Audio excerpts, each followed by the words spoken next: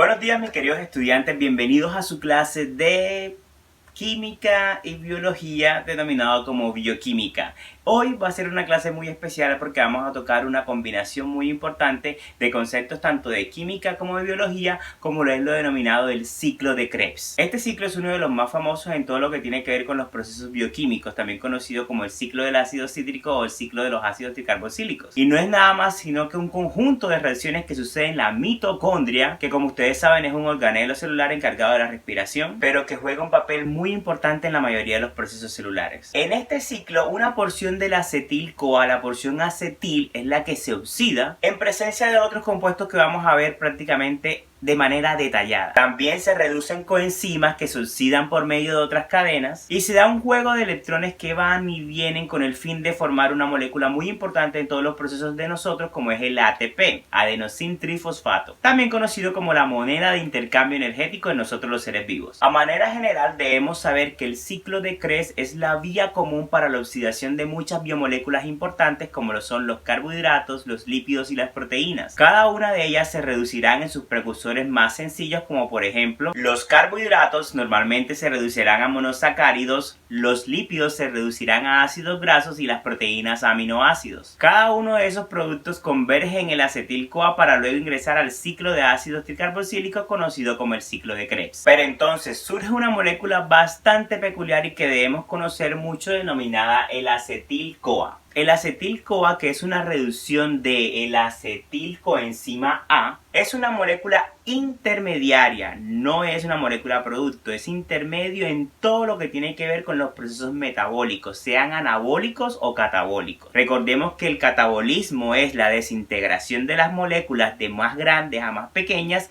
y anabolismo es la síntesis de esas biomoléculas a partir de precursores mucho más pequeños. Entonces, para iniciar este proceso y entender un poquito de la bioquímica del ciclo de Krebs y conociendo conocimientos de química orgánica, vamos a dar paso para entender primero de dónde proviene esa acetil-CoA y qué es lo que significa en verdad. Entonces me tomaré la molestia de fragmentar el ciclo de Krebs para que podamos entender la bioquímica que presenta este importante tema en conceptos de bioquímica. Para iniciar esta parte del ciclo de Krebs es bueno saber de dónde viene ese acetil-CoA, que es una de las palabras que más utilizamos cuando estamos entendiendo este compuesto.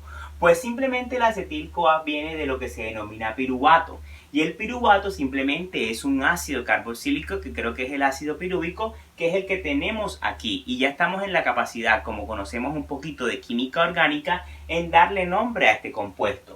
Tenemos que el ácido carboxílico está 1, 2, 3. Si se dan cuenta es un ácido, pero este ácido, vamos a darle nombre, es el ácido.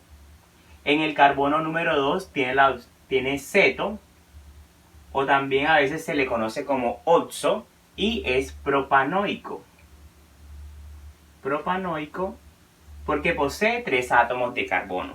Ese ácido alfa-cetopropanoico, o también llaman ácido oxopropanoico, es lo que denominamos el piruvato. Y ese es un compuesto en donde la mayoría de los hidrocarburos recae, pero ese compuesto va a estar mediado por unas enzimas y casi toda la mayoría del ciclo de Krebs está mediado por enzimas que ayudan a que se dé todas las reacciones, y en este caso el piruvato va a estar por la enzima piruvato deshidrogenasa.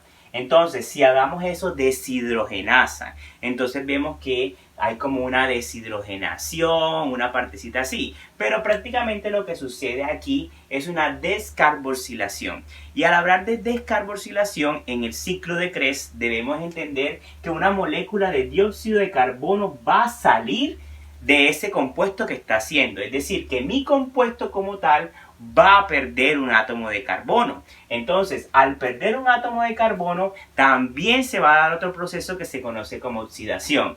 Y cuando hablamos de oxidación en el ciclo de Krebs, hay una molécula que le encanta eso y es el NAP, conocido como el nucleotidamina de dinucleótido, que es oxidado y él gana su va buscando esos electrones para reducirse a NADH como lo conocemos. Entonces, al haber esta reacción de piruvato a acetil-CoA, prácticamente este grupo CH3 se pierde y me queda este compuesto, vamos a hacerlo por aquí, COOH, que es lo que se va a unir a La coenzima A que tiene este grupo ya lo habíamos trabajado, es un tiol.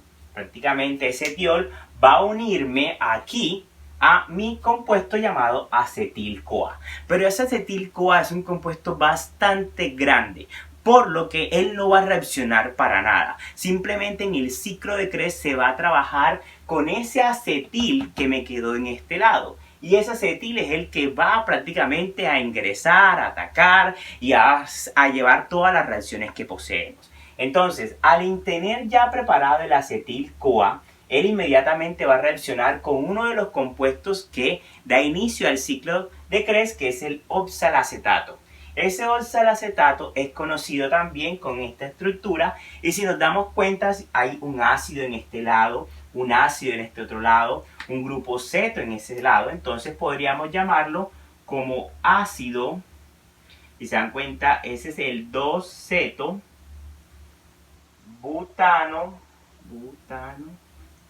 dioico, que es el ácido 2-ceto-butanodioico, conocido también como el oxalacetato. ¿Por qué? Porque posee dos ácidos carboxílicos, un grupo ceto, carbonos de 4. Este compuesto es el que va a reaccionar con el acetil-CoA, pero con la parte nada más del acetil. Él no va a reaccionar con la coenzima. Él nada más necesita esa pequeña parte. Y al encontrarse ellos dos en presencia de agua y nuestra amiga citrato sintasa, que es la enzima que me colabora en este proceso, el acetil-CoA, el CoA, como es muy grande, él va a salir. A mí no me interesa él por ahora. Él va a ingresar más adelante. Pero por ahora él sale, porque lo que me interesa es trabajar con el acetil. Entonces, tengo dos átomos de carbono acá. Y acá tengo 4. ¿Qué puede pasar? Como si fuera una síntesis. Entonces, se une esta parte del acetil y se une el oxalacetato y forma uno de los primeros, que es el citrato.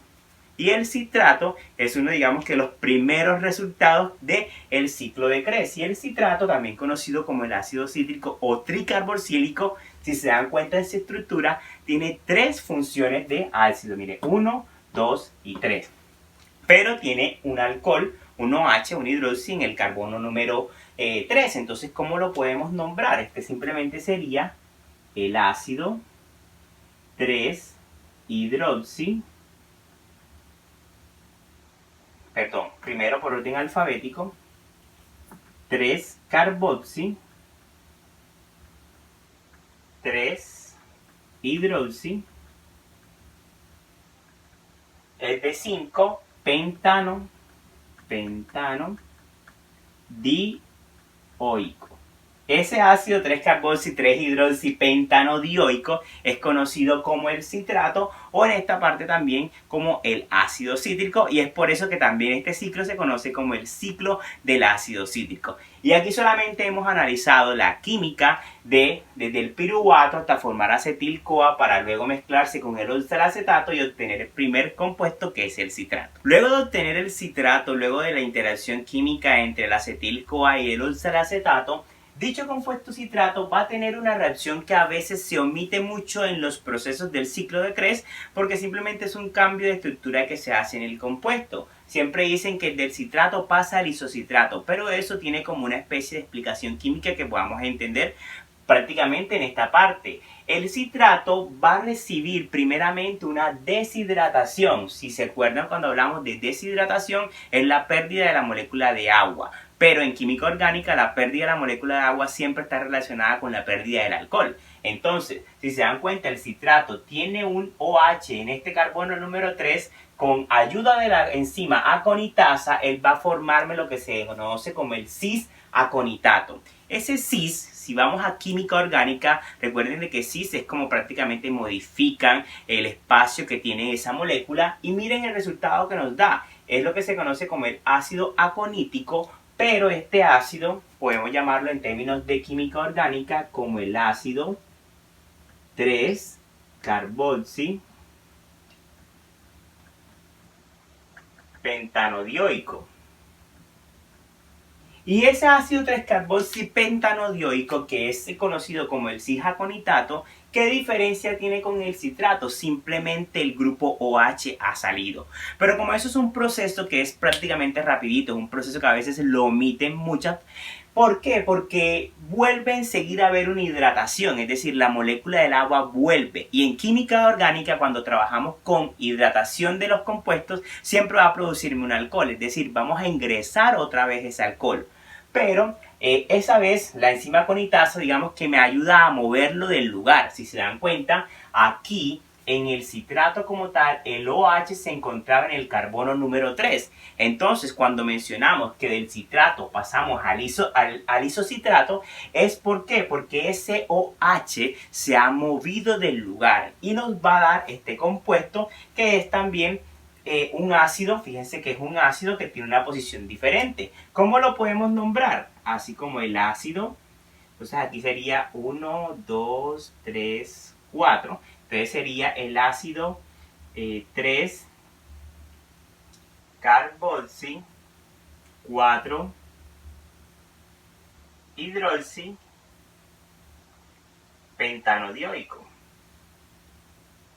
¿Verdad? Este es uno de los ácidos. En la mayoría del ciclo de Krebs siempre tienden a saltarse este compuesto, pero es necesario porque a veces uno dice como del citrato pasó al isocitrato, ¿sí? De un momento a otro no se sabe la química orgánica de esto, pero es bueno saber de que eso se da paulatinamente. Primero hay una deshidratación del compuesto por pérdida del OH, inmediatamente hay una hidratación para ingresar, pero modifican la posición en esta parte del ciclo de Krebs. Como resultado de las reacciones anteriores teníamos el isocitrato, entonces ya tenemos como que un recorrido en este ciclo de Krebs donde viene la acetil-CoA con el oxalacetato, me forma citrato, luego él pasa a un intermediario hasta llegar hasta el isocitrato.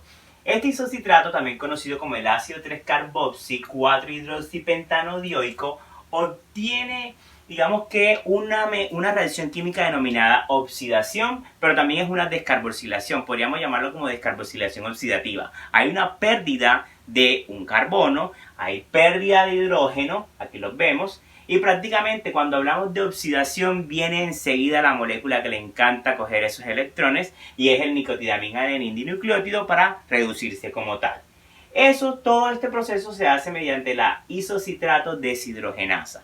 Entonces, como hay una pérdida del átomo del carbono que tenemos aquí, el dióxido de carbono, va a perderse del compuesto que lo tenemos acá arriba, en la mitad, el que está central. Entonces, se va a perder ese dióxido de carbono. Además, se va a perder el hidrógeno y ese hidrógeno se pierde del grupo alcohol. Y ese alcohol no puede quedar de forma inestable y se va a formar lo que es el grupo cetona para formar ese alfaceto. Ese ceto viene como de la acetona.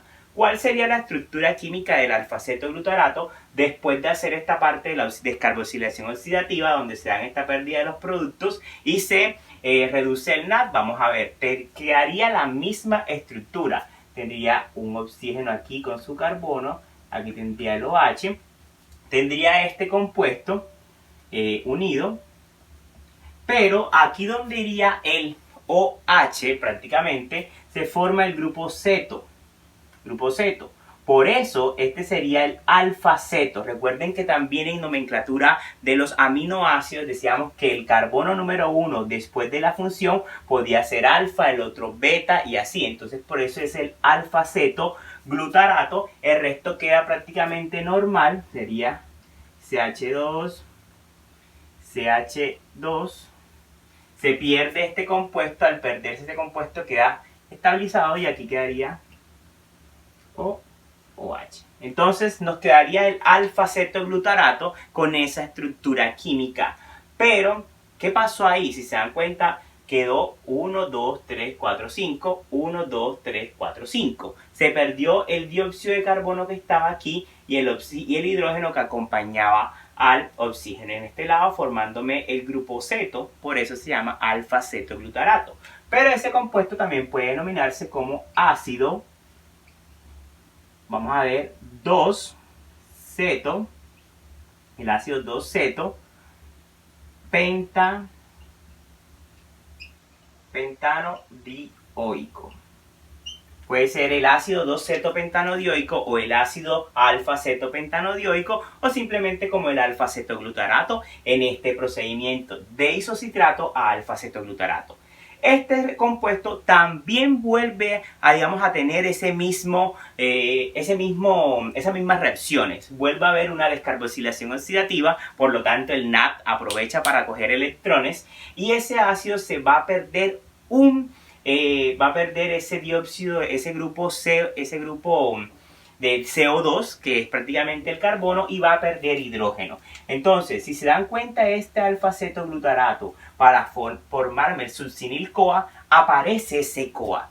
¿Cómo así? Vuelve a aparecer la coenzima. La coenzima, si se dan cuenta, aquí está, va a unirse luego de la pérdida de ese grupo de CO2. ¿Y si ese grupo se va a perder, dónde va a formarse ese puente? Hombre, se pierde al carbono principal o el carbono número 1 de mi alfa-cetoglutarato, y aquí en este grupo que sale va a entrar inmediatamente la coenzima unida mediante un puente tiol, porque el tiol que tiene ella va a ser esa unión. ¿Cuál será el grupo que me va a formar? Vamos a analizar esa parte. Entonces voy a escribirlo de allá para acá. Entonces sería, aquí tenemos nuestro carbono.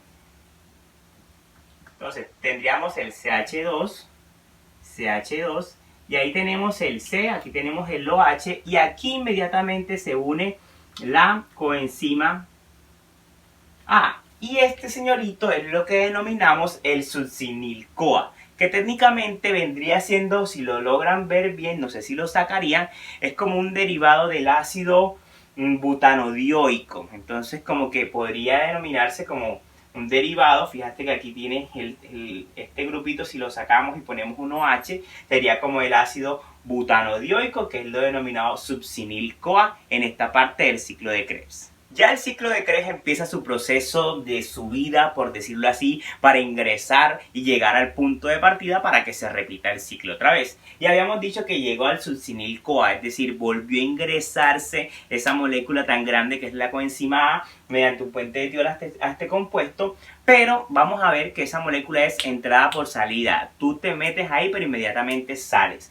Luego de que llega al succinil-CoA, pasa una reacción que es una hidrólisis. Hidrólisis, recuerden que viene de hidrógeno, pero también lisis es de romper. Entonces, ahí, digamos que acción de la enzima succinil-CoA sintetasa, va a haber algo muy interesante, y es primero electrones que van a ayudarme a unir a un grupo de fósforo. Ya no va a ser el ATP, pero va a ser como un primo hermano. Ustedes saben que el ATP era adenosin trifosfato, este va a ser el guanosin difosfato a guanosin trifosfato. Entonces va a unirse ese grupo fosfato a este mediante esa liberación, esa energía que nos va a servir. Y como es hidrólisis, vamos a romper algo y te vas. ¿Y qué es lo que se va? Inmediatamente lo que ingresó acá, la coenzima. Esa coenzima sale normalmente del grupo y me va a formar el succinato. Entonces habíamos dicho, ok, después de succinil-CoA,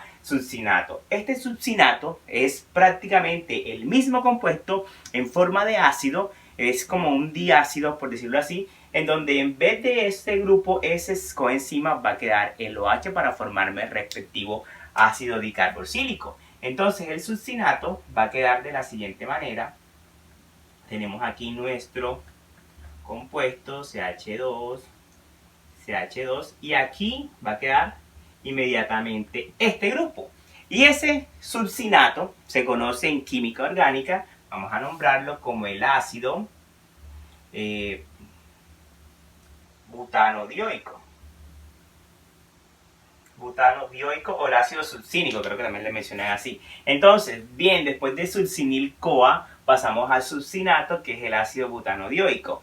Este ácido butanodioico, succinato, va a convertirse en fumarato mediante una oxidación, y esa oxidación va a ser mediada por la succinato deshidrogenasa.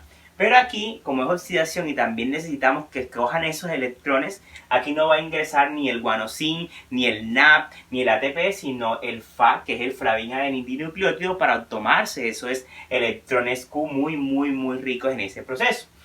Esta parte va a tener, por decirlo así, un robo vamos a llamarlo un robo de hidrógenos. Porque en esta oxidación vamos a robarnos los hidrógenos para formarme el fumarato. Y el fumarato tiene una peculiaridad, es que es muy similar al ácido butanodioico o succinato, pero presenta un doble enlace en su estructura. ¿Cómo hace un doble enlace? Vamos a ver, presentará la misma estructura que tenemos aquí, es decir, este compuesto.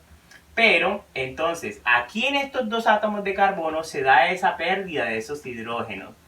Y me va a formar aquí inmediatamente el doble enlace. Entonces, ese fumarato, que es de la misma estructura del succinato, pero con un doble enlace, se conoce en química como el ácido. Este sería buteno dioico. Recuerden que acá era butano, este ano era porque era alcano. Acá será buteno. Igual aquí también le colocan una B, también lo colocan como trans, pero ese digamos que es el nombre químico para entender esta parte. Ok, entonces succinil-CoA, succinato y después fumarato. Y entonces ya estamos llegando a la parte final de este ciclo de Krebs. Y bueno, ya casi. Nuestro amigo fumarato, que normalmente en química es el ácido buteno dioico porque posee un doble enlace, él va a obtener una reacción que es una hidratación, y cuando hablamos de hidratación tenemos nuestra amiga el agua, muy importante para esto, y con intermedio de nuestra enzima la fumarasa va a obtener algo muy peculiar. Y a ver, en química orgánica, cuando un compuesto con un doble enlace es atacado con la molécula del agua, es algo lo que trabajábamos que es la hidratación de los alquenos. Por lo tanto, me va a formar un grupo OH en ese compuesto. Entonces, a ver, si tenemos el fumarato que tiene el doble enlace aquí, en uno de esos me tiene que formar el OH. Y aquí no tenemos que tener en cuenta la regla Markovnikov porque la molécula es simétrica. Da igual donde lo coloquemos. Entonces, el malato normalmente sería la estructura del compuesto. Vamos a hacerlo aquí. Tenemos el oxígeno, tenemos el OH. Pues aquí sería nuestro CH. Y vamos a colocar el OH en este lado. Aquí quería CH2. Y este sería nuestro malato. Pero ese malato tiene un nombre químico. Vamos a colocárselo. Este es el ácido. A ver, este es el 1, 2. Este es el 2. Hidroxi. 1, 4. Butano dioico. Conocido también como malato. Entonces, ya pasamos de fumarato a malato. Y este malato, gracias a Dios, finaliza con una oxidación. Y cuando hay oxidación, ya saben, inmediatamente aquí sale nuestra amiga nicotidamina de dinucleótido para reducirse. Y además hay una pérdida de un hidrógeno también. Entonces, si vamos a oxidar, vamos a reducir un hidrógeno. ¿Qué pasará con ese hidrógeno? ¿De dónde será? Pues simplemente para formar el oxalacetato, el hidrógeno que se pierde es el hidrógeno que está aquí. Y al perder el hidrógeno, este oxígeno necesita estabilizarse formándome un doble enlace en este momento. Entonces, esa parte mediada por la malato deshidrogenasa me va a producir el oxalacetato, ¿verdad? Entonces quedaría mi átomo de esta manera, mi compuesto de esta manera. Entonces aquí tendría esto.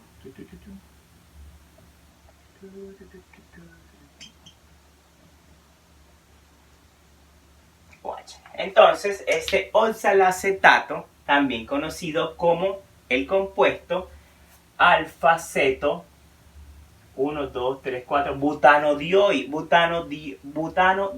conocido como el oxalacetato. Entonces ya digamos que volvimos a este compuesto y recuerden que este compuesto es el que queda esperando a que baje el acetil-CoA para que mediante una reacción produzca el ácido cítrico o el citrato mediante la unión del grupo acetil del acetil-CoA y vuelva a iniciar en todo lo que tiene que ver con el ciclo de Krebs. Y bueno, como un dato muy importante para tener en cuenta en esta parte del ciclo de Krebs es que la mayoría de los electrones que se obtienen en el proceso de oxidación, que son electrones ricos en energía, terminan siendo prácticamente en esta parte del NAP al NAPH. Por cada grupo acetilo que entra a todo lo que hicimos en el ciclo de 3 se van a formar 3 grupos de este dinucleotidamin adenina dinucleótido reducido. Algunos electrones también son transferidos al aceptor de electrones Q, formándose lo que se conoce como QH2, que viene siendo de la coenzima Q. Y como vemos, al final de todo ese proceso el oxalacetato fue regenerado para volver a hacer toda esa parte, y el ciclo nunca se acaba en cada una de nuestras mitocondrias que tenemos nosotros los seres humanos. Y bueno, se han dado cuenta de que esta parte del ciclo de Krebs tiene una combinación bastante importante de todos los conceptos de química orgánica. Es una manera diferente de entenderlo, una manera diferente de explicarlo, pero con el fin de que podamos aplicar todos los conocimientos que sabemos de la química orgánica y entender paso a paso de lo que sucede en estas características del ciclo. No simplemente es aprender que el acetil-CoA, el oxalacetato forma el citrato, el isocitrato y todas esas cosas, sino ir un poquito más a fondo en esta parte tan importante del ciclo de Krebs. Entonces, mis estudiantes, muchísimas gracias por ver este video. Manito arriba si te gustó, suscríbete en mi canal, sígueme en las demás redes sociales donde hablo muchísimas cosas interesantes de la química y podemos tener contacto para asesorías, y nos vemos en una próxima clase.